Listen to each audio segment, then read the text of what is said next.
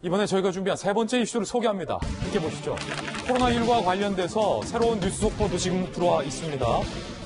뉴스 속보부터 좀 전해드리고서 저희들이 준비한 이야기 하나하나씩 설명해드리겠습니다. 법원이 정광훈 목사의 보석 취소 결정을 내렸습니다. 다시 전 목사는 구속이 될 가능성이 커지겠고요. 4월 20일 보석 결정된 뒤 140일 만에 다시 보석이 취소됐다는 결정이 조금 전에 나왔습니다. 검찰이 오전 중에 그렇죠. 구인장을 집행할 예정입니다. 다시 구속이 되는 구속 상황이 유지된다는 겁니다. 오늘 코로나19 신규 확진자 수도 발표가 됐는데요. 119명입니다. 종전보다는 많이 줄긴 했지만 여전히 세 자릿대 수는 유지하고 있고요. 국내 발생 108명, 해외 유입 11명, 그리고 여전히 수도권에서 발생 수가 높습니다. 위중증 환자도 많이 늘었고 사망자도 2분 더 추가됐다는 얘기 말씀드립니다. 아직까지 코로나19 상황은 지속되고 있는 겁니다. 그 가운데 이번 추석 얼마 남지 않았습니다. 벌써 아침 저녁으로 찬바람도 불고 있고 이제 곧 추석이구나를 느끼는데 정부가 추석 때 가급적 친지 방문, 고향 방문을 자제해달라고 부탁을 했습니다. 초유의 언택트 명절인 겁니다. 이번 추석에는 가급적 고향과 친지 방문을 자제해 주실 것을 권고드립니다. 성묘나 공안시설 방문은 가급적 자제해 주시고 9월 21일부터 이하늘 장사정보 시스템에서 제공하는 온라인 성모 서비스를 이용해 주실 것을 부탁드립니다. 정부가 성묘도 직접 하지 말 것을 권고한 겁니다. 초유의 비대면 명절을 권고했습니다. 어떻게 권고가 됐는지 함께 보시죠. 교통수단은 철도는 승차권 창가만 판매한다는 거예요. 절반은 안 판다. 고속버스, 시외버스도 창가 좌석만 우선 판매한다. 가급적 개인 차량으로 이동해 줄 것을 권고했고요.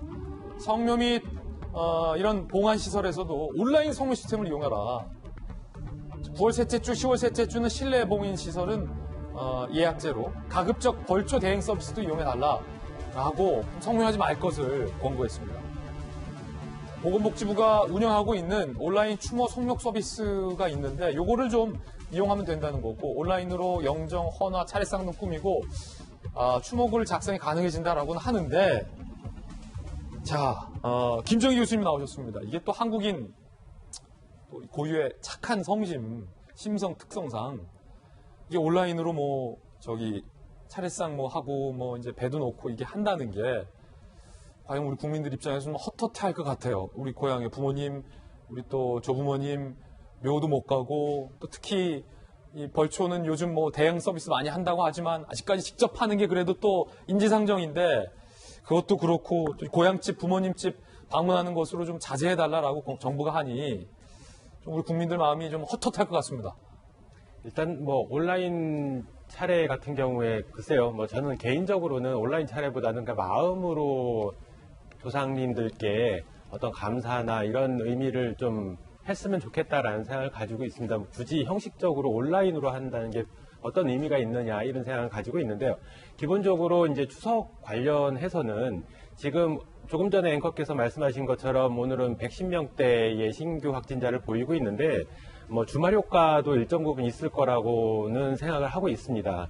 근데 아직도 안심할 단계가 아니다. 지금 어떻게 보면 과거에 그런 말이 있었는데 폭풍전야 같다라는 얘기를 한 적이 있었거든요. 제가 보기에는 지금이 그렇습니다. 그러니까 지금부터 추석 명절까지 확실하게 신규 확진자 수를 50명대 이하로 끌어내려야지만 좀 안심할 수 있다. 지금 상태에서 추석 전까지 50명대로 떨어져야 그제서야 좀 안심할 수 있는 단계다. 그렇죠. 50명대 이내로 들어와야 됩니다. 그래야지만 추석을 지내더라도 아마 큰 폭으로 또 증가는 하긴 할 건데 지금 단계에서 만약에 추석을 지내게 되면 글쎄요. 제가 예상컨대 일일 신규 확진자가 1000명을 넘었을 수도 있다라고 봐요. 저는. 그러니까 굉장히 엄중한 상황이고 지금 방역당국에서 그 추석 명절 동안에 어떤 방역 지침을 지금 발표를 했는데 실제로는 대인과의, 그러니까 모르는 사람과의 접촉보다는 지인과의 접촉이 가장 위험합니다. 그러니까 명절 때 그러니까 고향을 방문하게 되면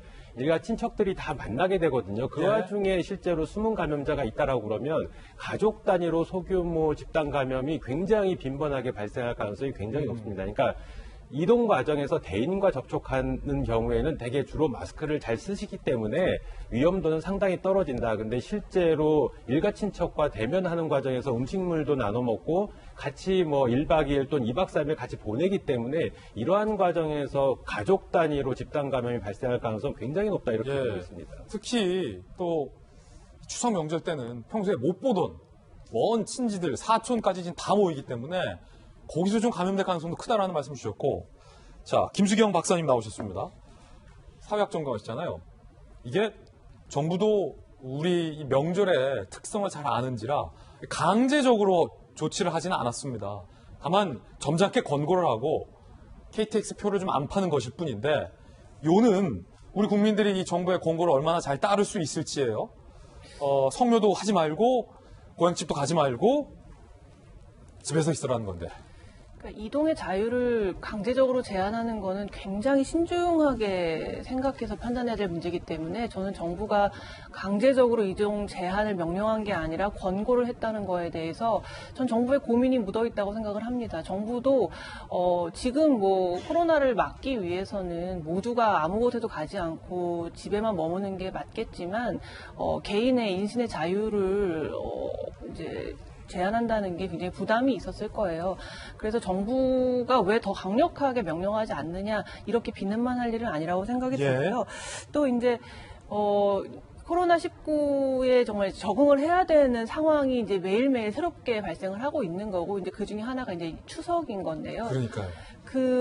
아무래도 이제 어린 아이를 둔 젊은 부부들은 이제 멀리 이제 부모님을 뵈러 가고 싶어도 아이들이 혹시 코로나에 걸리게 되지는 않을까 걱정이 많을 것 같습니다. 그런데 이제 아무래도 그런 이유로 부모님을 뵈러 가지 못하겠다고 얘기하는 거에 대한 심적 부담이 엄청 클 거예요. 그럼요. 그래서 이제 어르신들 이 방송을 보시는 어르신들이 먼저 올해는 좀 이런 상황이 됐으니까 집에서 머물면서 그냥 전화로만 얘기하자 이렇게 먼저 말씀해 주시는 게 좋을 것 같다는 생각이 들고요. 또 한 가지 걱정은 이동을 그래서 자제할 것을 권고했을 때 이 사람들이 그냥 집에만 머물러주면 좋은데 뭐 지방에 있는 멀리 그 자기 고향을 방문하지 않게 되다 보니까 만약에 놀러 갈 경우에 자기 집 근처로 어디 놀러 가거나 뭐 이렇게 가족들이랑 어디를 나들이를 가는 이런 건 어떻게 그러면은 자제하게 할 것인가 그것도 좀 고민일 것 같아요. 예. 아무래도 이제 자유 시간이 좀 생겼으니까 좀 놀러 가고 싶은 마음이 생길 것 같거든요. 이제 이런 부분도 이제 국민들이 좀 솔선수범해서 먼저 이동을 좀 자제해 주는 걸로 꼭 국가가 먼저 나서서 제한을 명령하지 않더라도 국민들이 좀 솔선수범해서 자제해 줄 것을 좀 부탁드리겠습니다. 예.